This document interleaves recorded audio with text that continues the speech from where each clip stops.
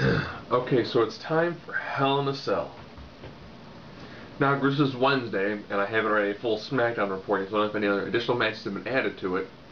So I guess we'll just go through the couple of matches that we got. We'll start off first with Beth Phoenix and Kelly Kelly for the Divas Championship. Kelly is currently 2-0 against Beth Phoenix in pay-per-views. This match is actually not going to be contested in a Hell in a Cell. It's at Hell in a Cell. To be honest, I don't think Kelly Kelly could handle being inside a cage. Unless she's dancing in it.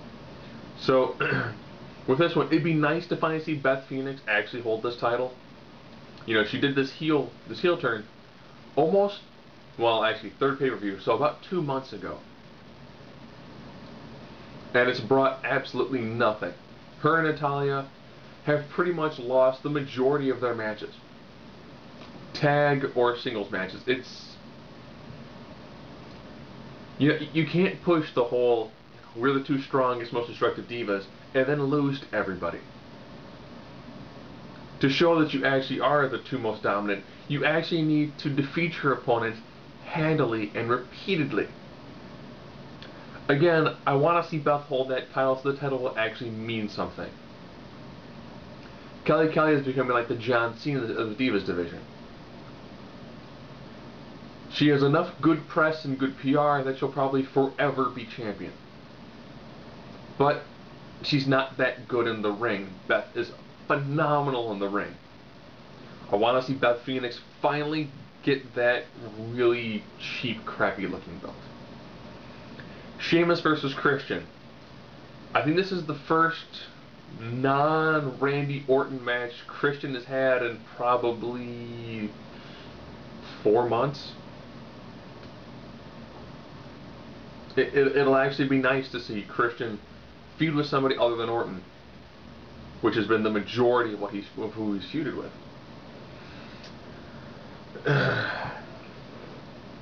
This being said, Christian has lost a lot of matches. A lot of matches. And Sheamus is really beginning to pick up steam. And I'll be the first person to say, I think that a Sheamus Mark Henry feud over the title is money. Just, that is flat out money. I called it, I don't know, like a year or so ago, when Sheamus finally squared off with Mark Henry inside like a battle royal match. And I was like, there's a good feud. So I look for Sheamus to go over Christian on this one. You know, Christian cost Sheamus his opportunity to be the IC champion. You know, I look for Sheamus to pick up another win here, and for Christian to continue doing his I just need one more match crybaby sort of gimmick. Scroll down. Okay, we're pretty much down to like the last 2 matches that have been discussed.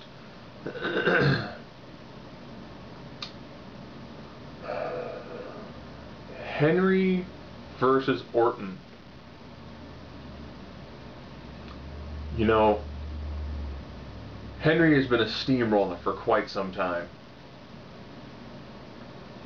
He needs to have a good, brutal match with Orton, because Orton has finally turned it up a notch too. He's gone from being a little more on the happy side to a little more back at the sadistic side, which is what he's going to need going into a Hell in a Cell against this absolute monster, this living juggernaut that is currently Mark Henry.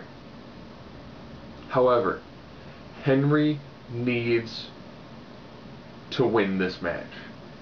Giving Henry a 1-month title reign for his first title run, I always hated those.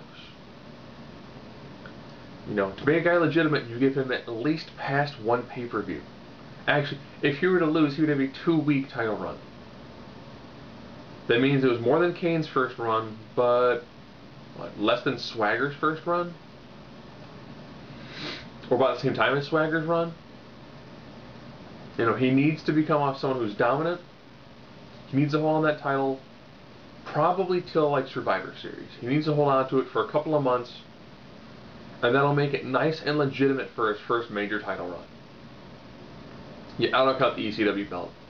If Vince quit counting it for things, I quit counting it for things. You know, don't make a big deal when Punk won the WWE Championship, because then he actually held all 3 belts.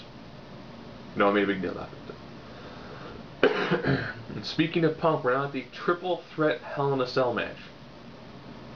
Punk needed to be thrown into this match. Del Rio and Cena, it's just not clicking. Yes, I can only snap with one set of fingers. But Punk Cena works. It works beautifully.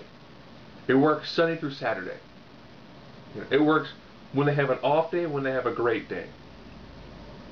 Cena and Del Rio, not as much.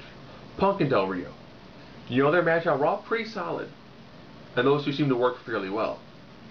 So ironically, the odd pairing in that is Cena and Del Rio.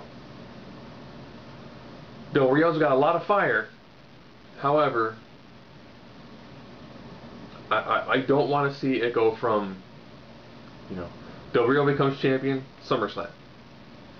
Loses it, Night of Champions. Cena becomes champion, Night of Champions, loses it, Hell in a Cell. No, I do not want that. Because the sooner John Cena loses the belt, the sooner he gets it again. Yes, if John Cena loses at Hell in a Cell, he'll probably win at the next pay-per-view.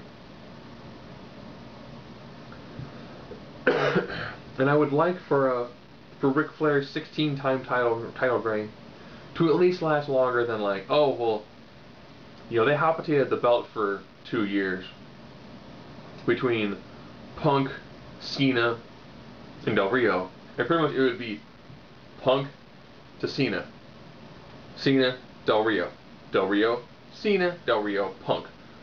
You know, you would always have Cena winning the belt from either one of those two. So I picture Cena probably walking out of this one. Primarily because you currently have 3 people who have been fired who have gotten involved in matches involving CM Punk. Yes, Kevin Nash got involved at SummerSlam. Kevin Nash got involved in Night of Champions. Miz and R-Truth, who were recently fired, got involved in Night of Champions. You know, you've got 3 guys fighting in the ring, and you got 3 guys who have no problem storming the ring to attack the guys who are in it. So I look for John Cena to retain in a first ever triple threat Hell in a Cell.